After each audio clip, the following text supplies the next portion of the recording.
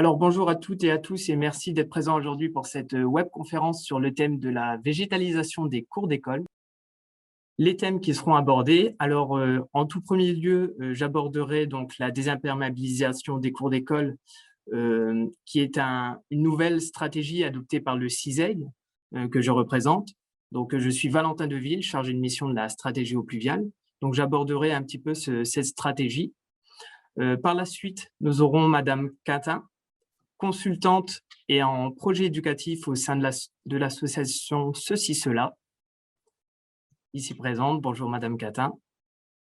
Ensuite, nous aurons l'intervention de Madame Lucille Paulet, qui est chargée d'action éducative et culturelle au sein de l'association Robin des Villes. Bonjour. Ensuite, nous aurons l'intervention de Madame Hildegarde Heinzel, qui est enseignante et directrice au sein de l'école Lamartine à Dijon, et qui vous parlera notamment de l'éducation par la nature, ce qu'elle fait au sein de son établissement. Et puis pour terminer, nous aurons Monsieur Vasselet, qui est enseignant et directeur à l'école du Loup, sur la commune de Chaussan, donc sur notre territoire d'intervention. Et puis s'en suivra un temps d'échange d'une vingtaine de minutes, comme je l'ai évoqué. Donc, sans plus attendre, nous allons commencer par mon intervention.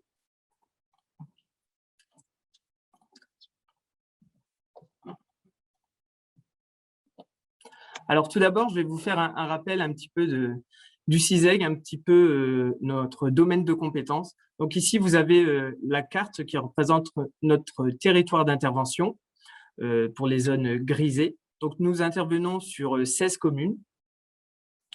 Donc, nous faisons de l'assainissement collectif, de l'assainissement non collectif. Donc, ça, ce sont nos domaines de compétences pour l'ensemble des communes grisées. Et puis, nous nous occupons d'accompagner les collectivités territoriales et puis les particuliers, le domaine donc à la fois public et privé, pour la gestion des eaux pluviales, et ce, sur toutes les communes grisées, à l'exception de la commune de Chabanières.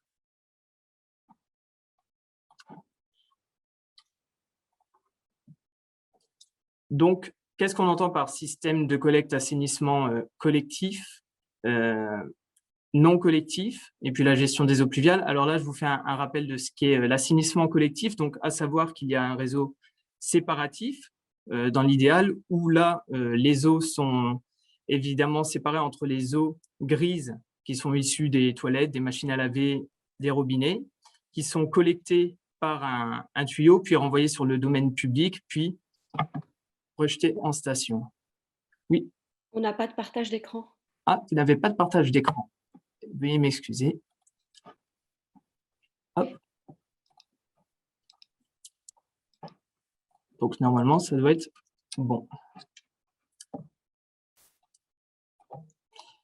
Donc, comme je le disais, un système séparatif. Et puis, de l'autre côté, nous avons un collecteur d'eau pluviale pour tout ce qui est toiture, surface imperméabilisée qui peuvent collecter les eaux de pluie, qui est renvoyé également sur le domaine public et puis ensuite rejeté en milieu naturel.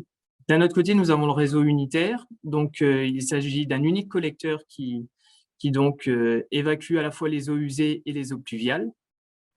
Le problème étant est que lors d'une mise en charge trop importante de ces collecteurs, des fois parfois sous-dimensionnés, car ils ont été mis en place il y a ça des décennies, il y a une mise en charge, puis il y a des problèmes d'inondation locales qui peuvent apparaître, et puis le système de surverse qui existe se déverse dans les milieux aquatiques, et donc il y a des répercussions non négligeables pour la faune et la flore piscicole.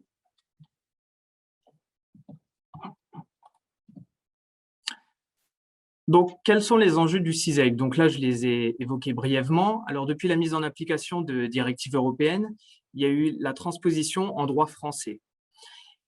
Parmi cette transposition, il existe des prescriptions que nous impose l'État. Et donc, il y a notamment la réduction des déversements au milieu naturel. Donc, actuellement, il y a 60 déversements d'eau usée par an sur notre territoire d'intervention, soit 14% des volumes transportés, ce qui fait quand même en mètres cubes par an 900 000 mètres cubes. L'objectif à terme, donc d'ici 2030, la fin de notre schéma directeur d'assainissement, c'est d'atteindre un taux de 9%. Alors, ce taux, normalement, devrait être moindre encore, de l'ordre de 5%, mais suite à des concertations avec les services de l'État, il a été décidé de porter la réduction à hauteur de 9%, car c'était envisageable au regard des contraintes financières notamment.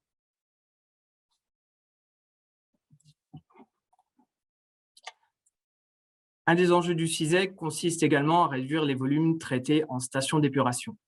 Donc actuellement, par temps sec, il y a 8400 m3 par jour d'eau claire parasite qui sont transportés jusqu'à la station d'épuration. Alors, qu'entend-on par eau claire parasite? Il s'agit d'intrants finalement, d'eau pluviale qui s'infiltre dans nos réseaux de collecte, alors que ce soit des réseaux unitaires ou des réseaux d'usée pour le séparatif. Et ce qui fait qu'il y a des apports supplémentaires qui arrivent à la station d'épuration. Et cela, ça pourrait être évité en privilégiant notamment l'infiltration sur les sites des différents projets. Et donc, du coup, l'implication de ces eaux claires parasites dans nos collecteurs est d'autant plus importante lorsqu'il y a un temps pluvieux. Et donc, forcément, cela a un coût pour l'usager, puisque malgré que la ressource en eau soit gratuite, évidemment, le traitement de celle-ci a un coût. Et donc, plus forcément il y a de volume à traiter, plus le coût est important.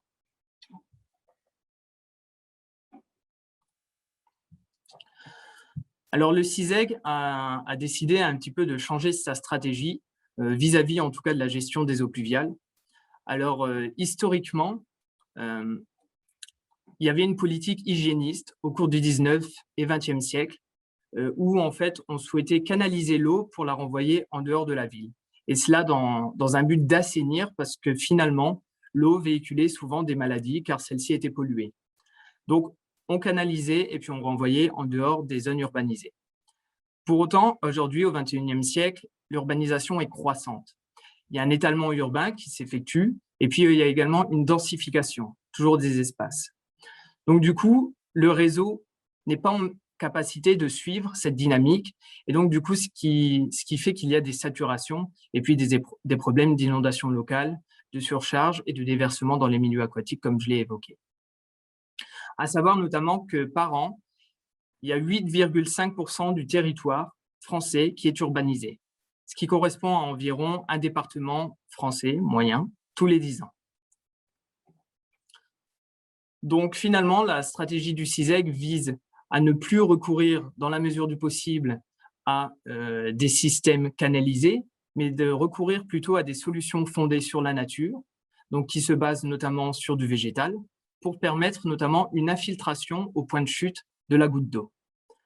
Et puis, si ce n'est pas le cas, pour des raisons techniques, par exemple un sol imperméable ou la présence d'une nappe phréatique affleurante, et bien dans ce cas-là, on va privilégier la rétention à la parcelle avec un débit régulé qui sera renvoyé ensuite sur le domaine public au sein de nos collecteurs, puis ensuite renvoyé au milieu naturel. Donc finalement, le CISEG souhaite, par sa stratégie, utiliser l'eau comme une richesse sur le territoire.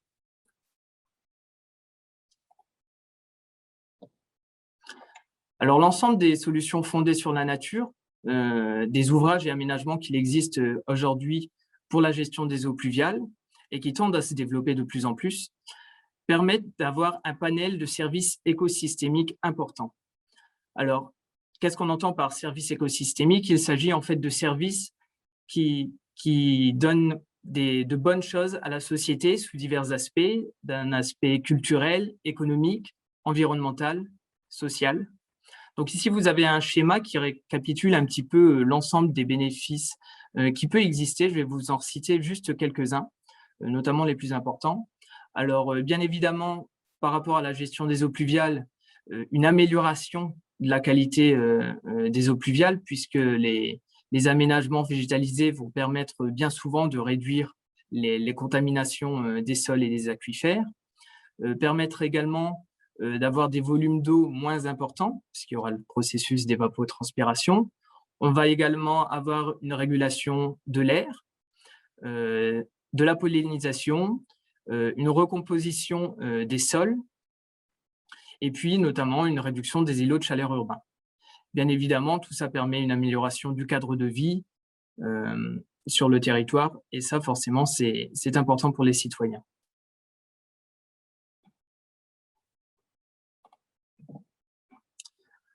Alors désormais, je vais vous présenter quelques aménagements qu'il est possible de réaliser en milieu scolaire, puisque c'est l'objet de cette webconférence aujourd'hui.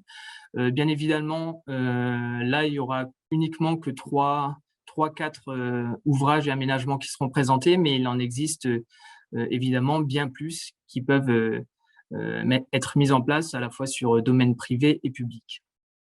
Donc là, voilà, il s'agit de quelques illustrations. Les autres intervenants ont apporté beaucoup de compléments pour illustrer leurs propos notamment. Alors tout d'abord, les toitures végétalisées. Alors oui, on parle de désimperméabilisation des établissements scolaires. On se concentre bien souvent sur la cour d'école à juste titre, mais également les surfaces non utilisées que sont les toitures peuvent être employées pour avoir une gestion durable des eaux pluviales, tout en ayant des bénéfices écosystémiques. Alors ici, vous voyez qu'il y a des toitures végétalisées avec une végétation basse, dite extensive. Ensuite, il y a des toitures semi-intensives, puis intensives, comme on peut le voir sur la photo en haut à droite, où finalement, vous voyez qu'il y a même l'implantation d'arbustes et les lieux peuvent être visités par des personnes. Également, vous pouvez constater que sur la photo en bas à gauche, il y a des toitures qui sont pentues, que la mise en place de toitures végétalisées donc, peut s'effectuer sur des toitures pentues. Donc là, c'est un petit peu technique, c'est juste, je vais passer brièvement. C'est pour donc vous indiquer qu'il existe 3 systèmes de végétalisation possibles, comme je l'ai indiqué, extensif, semi-intensif et intensif. Juste va différer la couche de substrat, les essences floristiques qui pourront être implantées. Évidemment, le coût est grandissant lorsqu'on passe d'une toiture extensive à semi-intensive puis intensive. Les contraintes techniques ne sont pas les mêmes également. Évidemment que la structure du bâti doit être à même de pouvoir supporter une couche de substrat important et les arbustes qu'il y a au-dessus. Néanmoins, plus la toiture sera végétalisée, plus les bénéfices écosystémiques associés seront importants. Alors, en quelques mots, que permet une toiture végétalisée? Elle permet tout d'abord une filtration de l'eau, une réduction des volumes d'eau qui seront acheminés jusqu'à nos collecteurs, puisque par phénomène d'évapotranspiration, il y aura un abattement des volumes. Il y aura une réduction des effets d'îlots de chaleur urbains également. On connaît de plus en plus des épisodes de sécheresse. Il y aura également un confort thermique pour les parties sous toiture de l'ordre de 2 à 3 degrés. Il y aura un confort également acoustique, une amélioration de la qualité de l'air ou encore de la pollinisation. Bien souvent, pour ce qui est des toitures extensives, le plus employé parce que à la fois peu onéreux et qui nécessitent peu d'entretien, on a recours à des plantes dont le nom est sédum et que vous voyez ici en photo.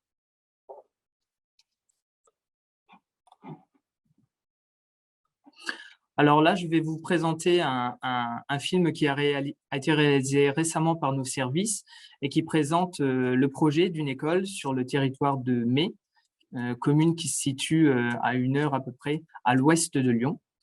Normalement, vous devriez bien visualiser la vidéo, entendre le son. Celle-ci dure 6 minutes. Donc, je vous laisse visualiser et je vous retrouve après. Je vous remercie.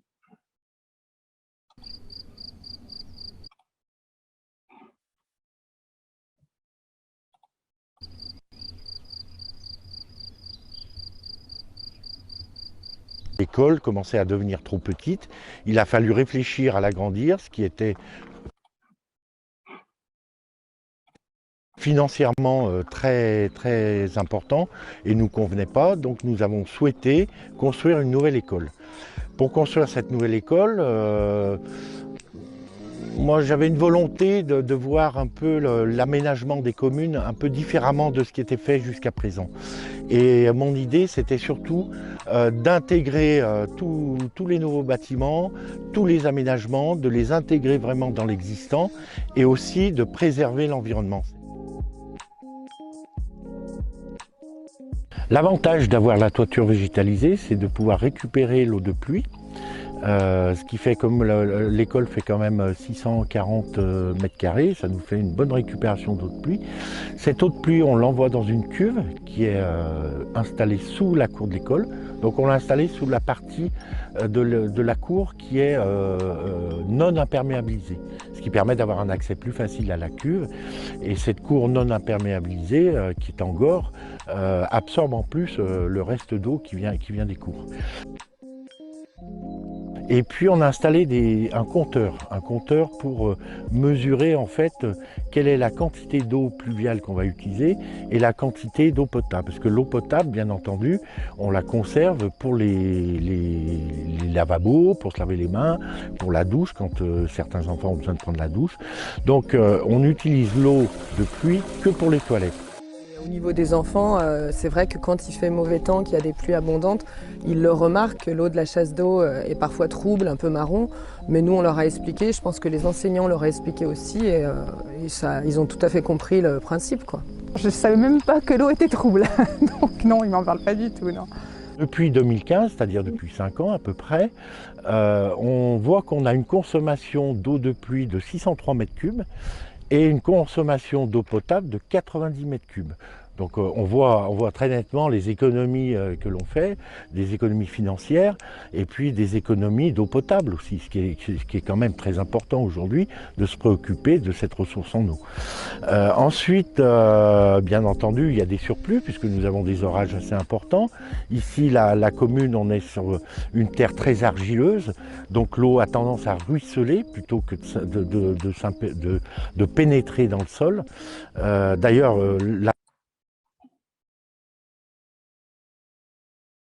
l'avantage de cette cour non imperméabilisée, c'est qu'on a pu avoir des apports de terre qui permettent cette infiltration des eaux malgré notre sol très argileux.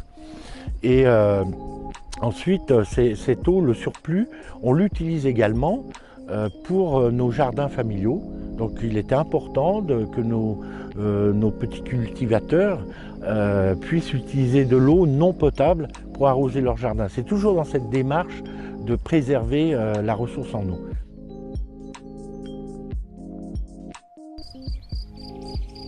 Et puis quand on a des gros orages, et à ce moment-là, le surplus, on l'envoie dans une noue.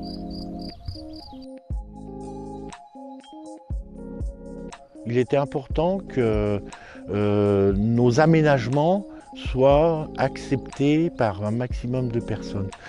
Donc on a commencé à associer les instituteurs qui avaient bien entendu des besoins dans l'école.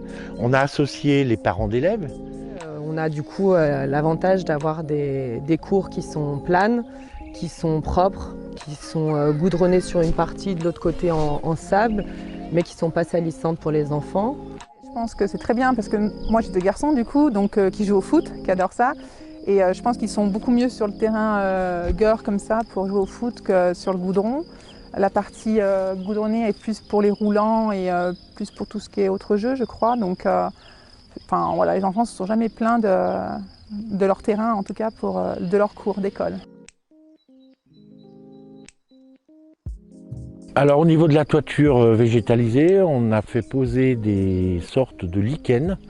C'est une herbe qui a l'avantage de résister au soleil, bien entendu, au froid aussi. Ça résiste complètement au gel puisqu'on est en zone de montagne, ici à Mai. Et c'est une herbe qui se développe très peu. Donc l'entretien, c'est une fois par an. Et jusqu'à présent, on n'a pas eu besoin de faire de fauche. C'est simplement vérifier que notre système de filtration des eaux pluviales ne se bouge pas. Donc l'entretien de la cour, c'est à peu près 2 fois par an. surtout dans la partie où on a prévu l'espace enherbé. Moi, ça ne me gêne absolument pas que la noue soit complètement enherbée. Au contraire, je pense que vu que le surplus des eaux pluviales qui vient dans cette noue, on commence à voir apparaître un petit peu des herbes qui sont un petit peu significatives des zones humides. J'ai fait une demande aussi à l'agence de l'eau. Et l'agence de l'eau, l'idée c'était de mettre en valeur le fait que nous récupérions l'eau pluviale et que nous essayons de faire des économies d'eau potable. Et c'est tout à fait dans l'état d'esprit des agences de l'eau. Donc on a pu aussi avoir un financement. Bon, c'est un petit dossier. On a eu un financement de 28 000 €, mais c'est très important parce que ça nous a financé pratiquement 80% de tout le système de récupération de l'eau de pluie.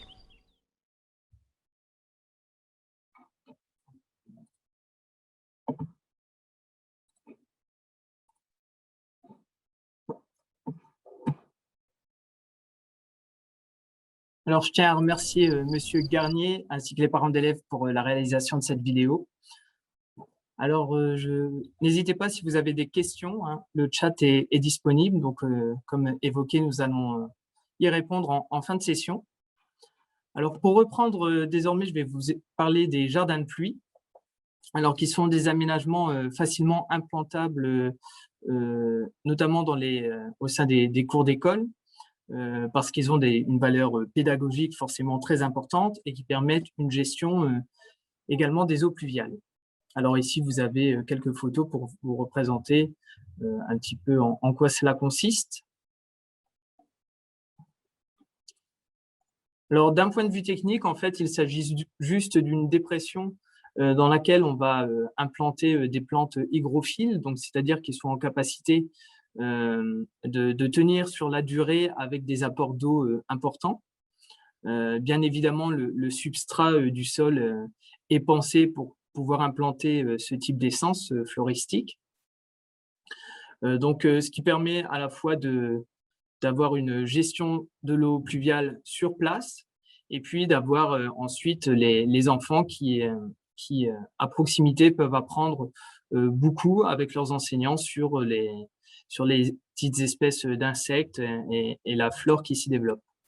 Si jamais toutefois le sol n'est pas perméable et non, du coup l'infiltration n'est pas possible, on peut en dessous de cette dépression poser une couche de drainage, donc réalisée en graves. Donc les graves, ce sont des matériaux grossiers, des cailloux en fait de différentes tailles qui permettent ensuite à l'eau de s'infiltrer à l'intérieur et de se diffuser. Donc il y a un indice de vide important qui permet donc une rétention des eaux pluviales sur place avec du coup un volume géré plus important.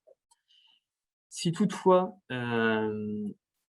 cela pose encore des contraintes techniques, il peut être ajouté un drain au bas de cette couche de drainage qui ensuite, ce drain est dirigé vers notre système de collecte des eaux pluviales sur le domaine public.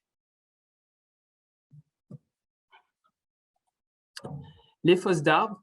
Alors évidemment, l'implantation d'arbres au sein des établissements scolaires est important. Là, en l'occurrence, il s'agit juste décaisser une zone du substrat en place pour y implanter un arbre avec un substrat adapté par rapport à l'essence de l'arbre, évidemment, et également un substrat qui dispose d'une meilleure capacité d'infiltration que le substrat qui existe alentour. Comme ça va permettre de gérer l'eau in situ et puis également d'alimenter l'arbre qui, par phénomène d'évapotranspiration, va lutter contre les îlots d'effet de chaleur urbains. Après, il existe toute une gamme de surfaces perméables qui peuvent être mises en place dans les cours d'école. Alors, tout d'abord, le plus simple, c'est également la terre végétale ou la mise en place de copeaux de bois, comme vous le voyez ici sur cette photo, qui permet à la fois à l'eau de s'infiltrer, si le sol le permet, auquel cas pourrait être envisagé l'apport de matière sur le site du projet. Et puis, les copeaux de bois permettent également pour les enfants, lors d'une chute, de ne pas se blesser, contrairement au bitume. Parmi les autres surfaces perméables, nous avons également les pavés drainants. Alors, soit le pavé est en soi drainant, c'est-à-dire que au sein de la structure, il y a l'eau qui s'infiltre, soit les pavés sont non perméables, mais par les interstices entre ces pavés, il y a une infiltration de l'eau qui est possible sur le site. Donc là, vous avez le rendu possible dans une école dans le 14e arrondissement à Paris. Donc, vous voyez, c'est déjà une première étape de végétalisation de l'établissement scolaire, sans que toutefois ce soit une forêt. C'est un peu un entre-deux. Et puis, il y a également, parmi les surfaces perméables, les enrobés poreux qui peuvent être mis en place. Différents coloris existent pour permettre de s'inscrire d'un point de vue paysager bien dans l'établissement scolaire. Là, sur la photo, en l'occurrence, il y a l'usage de différents types de surfaces. Il y a de la terre, il y a également des pavés avec des interstices entre chaque pavé pour permettre l'infiltration. Et puis, il y a en soi l'enrobé poreux. Quel levier financier il existe pour accompagner les projets et la mise en place donc, de ce type d'aménagement? Alors, l'Agence de l'eau soutient ce type de projet pour accompagner les collectivités territoriales, mais sur la déconnexion des eaux pluviales, alors que ce soit pour l'infiltration ou la réutilisation. Et puis, cette aide est portée à hauteur de 50% des travaux engagés ou des études menées, avec un plafond toutefois de 40 € par mètre carré par surface active déconnectée. Voilà, ma présentation se termine. Je vous remercie pour votre écoute.